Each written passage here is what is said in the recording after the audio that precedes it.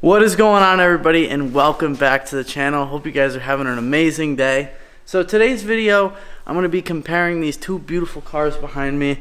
We got a 2014 S5 and a 2011 S4. So basically I'm just going to go over like the major noticeable differences between the two cars. I'm not going to do like super detailed down to like the stitching on the seat, but I'm going to give you guys a general sense of the difference between the two. Also, I'm not going to be really comparing the difference in power because, well, they both have the same exact engine with the same exact amount of horsepower. So there's essentially no reason, and the S4 is tuned, so it's a lot faster than this car. So there's essentially no point. If you guys want to see the difference between the tuned S4 and the stock S5, go check out that video. I'll link it right here. So yeah, the S5 behind me is my daily driver, so I'm very used to that car, very comfortable with it, and you know, I know how it feels like on a day-to-day basis. In terms of the S4, I haven't daily driven that car, but my last car was an A4, same exact body. It was a 2011, same exact body, just different engine. So I have a good sense of how both cars do on a daily driving perspective. Let's get these beauties outside and have a look at them side by side. Before we do that, if you guys enjoy this video, please smash that like button. It really does help out. And if you guys haven't already, please subscribe to the channel.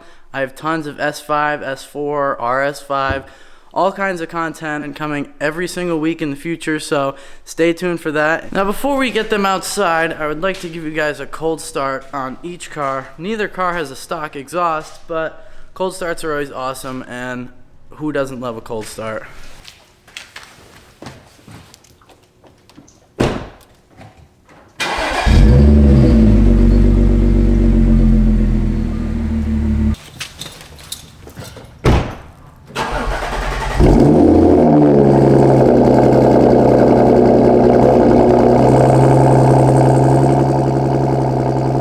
Alright guys, now that we got these two cars outside, let's talk about them a little bit. So, on the left, we have a 2011 Audi S4. So that is the B8 model. And then on the right here, we have 2014 Audi S5. So this is a B8.5 model. If you guys aren't familiar with the B8/8.5, essentially, Audi did, they basically did what they called a facelift on their cars. So, as you can see, this one just looks a little bit newer. It's got the newer headlights, a little bit more aggressive bumper. That one still has the old style headlights. So they did the facelift in 2013. So this is still the older one. And this is one of the 8.5 models. Besides what I just pointed out, the headlights and the more aggressive bumper, there's essentially nothing different about the B8 and the B8.5. So they have the same engine. Interior is virtually the same exact same. The steering wheel is a little bit updated, but that's about it. Now, I'm assuming you're watching this video either, one, because you're bored and you like Audis, or two, you're trying to figure out whether or not to get an S4 or S5 or A4, A5. Same thing, just different engine. I'm not gonna sit here and tell you one way which car to buy, because honestly, they're both amazing cars. It's really just about what suits you better. To put it into simple terms, it really depends on how much space you need, because they're virtually the same exact car. The only difference is the S5 is a 2-door, S4 is a 4-door. So if you're somebody who has multiple people in your car or kids in your car on a regular basis, you might want to go with the S4, because hopping in the back of the S5 is kind of a job. The back seats in the S5 are virtually non-existent, but you can fit back there if need be. In terms of being like a grocery getter, daily driver, they're both more than capable. They both have plenty of trunk space. The S4 has more trunk space. I'll show you guys the difference, all these specific details, but I'm just telling you the general differences right now. Other than that, the only one thing I would say is that the S5, after driving both cars, I feel like the S5 feels a bit more sporty just because it's a coupe.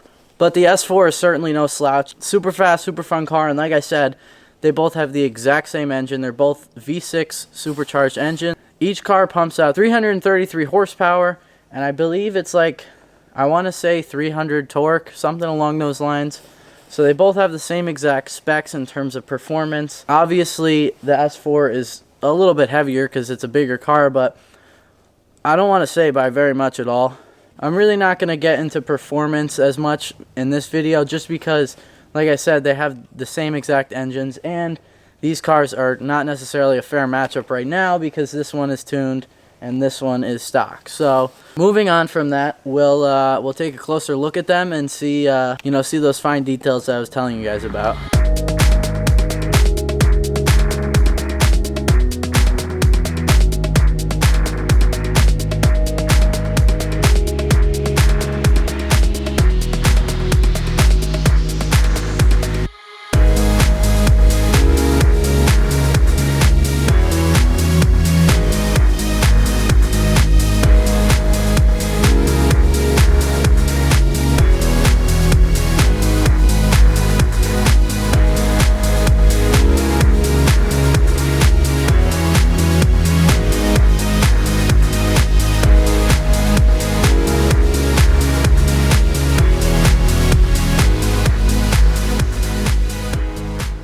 Taking a closer look, these cars really do have a lot of the same exact body lines. Looking at the S5 here, looking over to the S4, very, very similar. It's just as if they elongated this single door here and just eliminated the second door, as opposed to this one, obviously, with the 4 doors. I don't have a whole lot else to say about the outsides of the cars because it's kind of self-explanatory. You guys can see the differences. There's only so much I can say. Most of the things you guys will pick up by yourselves, either looking at pictures or even looking at the thumbnail or just looking at the cars in the background right now. So I'm not going to go crazy on the outside details, but for now, let's go take a look at the interiors. So we'll start with the S5. Stepping into the interior, this one has this absolutely beautiful, I think it's called magma red interior. So beautiful. Don't mind it's a little bit dirty. It's hard to keep cars clean in the winter up here. So stepping in here, you can see it has this beautiful flat bottom steering wheel. This one's actually a manual transmission. So the S4s also have the option of manual transmission. Definitely a rare option, but they do have them. Pretty typical Audi dash if you've ever seen Audi dashes. I'll go ahead and start it up for you guys so you can see it light up. Got this kind of gray color behind all the numbers here on both sides, and then it's got this digital screen in the middle. Coming over to the center here, you got your main control knob, volume, push to start. The push to start is actually a new feature that they put on the 8.5 model. The V8 model doesn't have that. It actually has this weird like push the key in kind of start thing. I'll show you guys that in a sec, but they actually left it in the V8.5 model and kept the start button. Kind of weird. I'll show you guys this. So this is how you would typically start a V8 model, just like the S4 over there. You would stick the key in and then push it in and start it, and you wouldn't have this. But the V8.5s, they now have a push start and this. Kind of peculiar. I don't know why Audi did it, but the push start is definitely far superior because you don't even have to take your keys out of your pocket. But I'm not going to go crazy comparing the B8 versus the B8.5 because this is really about the S4 and the S5. So back to that. This whole middle section, all this paneling, it's all the exact same on the S4. Same thing with the screen. In terms of room in the front seats, the S4 and the S5, same exact thing. The seats are even the same. They both have this logo engraved in the back. This has the leather seats. The S4 has the Alcantara seats. So that's just about the only difference when you talk about the front. But the biggest difference between the two cars is right there, that back seat. So taking a look back into the back seat, you just lift up this lever here and the seat folds forward. You can move it. You can move the seat forward and backwards with these buttons here. It's all the way forward already though, but so as you guys can see, not a whole lot of space back there. That seat is back pretty far, but still not very much space at all. You can definitely squeeze back there if need be. I've had my friends who are pretty much full-size adults squeeze back there, but it's not comfortable by any means, and it's also not ideal. Last thing I want to show you on the S5 is the trunk space. So pretty good amount of trunk space actually. This is a, I don't know, pretty big snow removal thing here. So quite a bit of trunk space. Actually pretty impressive for a coupe. So that's why I was saying both cars are very capable of being daily drivers, grocery getters, all that type of stuff. You could fit probably 2 or 3 sets of golf clubs back here. So it's definitely very practical as a daily driver. but not very practical for more than 2 people to fit in it. Looking over to the S4, this thing is absolutely beautiful. So these aren't actually stock wheels, obviously. Those are stock wheels that you can get with the S5 and the S4. They're the upgraded package. They're 19-inch wheels. These are also 19s, but they're aftermarkets. Anyways, coming into the back seat of the S4, not necessarily a roomy back seat, but you can fit 2 to 3 people back here much more comfortably and reasonably than you could in the back of the S5. If there's really only like kids or small adults sitting in the back seat, definitely plenty of room, but still kind of on the tight side. Looking at the front seat, again, don't mind the dirty floor mats because, well, it's hard to keep cars clean in the winter here. But the big difference you'll notice right off the bat is this steering wheel. Definitely less aggressive than the flat bottom on the S5, but that's the difference between the B8 and B8.5 models. It has nothing to do with the S4 and S5. They both always have the same exact steering wheels. To start this one up, also again another B8 feature, not a B8.5.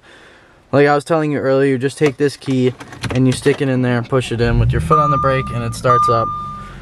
There is no push button start here, but looking at the center console, you can see that it's virtually the same. This one just has like this piano black as opposed to the carbon fiber. Alcantara seats, same head stitched in. As well on the back seats, it also has the S4 logo stitched in, which I think is a super cool feature that it's on the back seats as well. Unfortunately, it's not in my car, but there really is no back seat to put it on anyways. Looking at the dash here, the same exact thing. This gray background, same lights.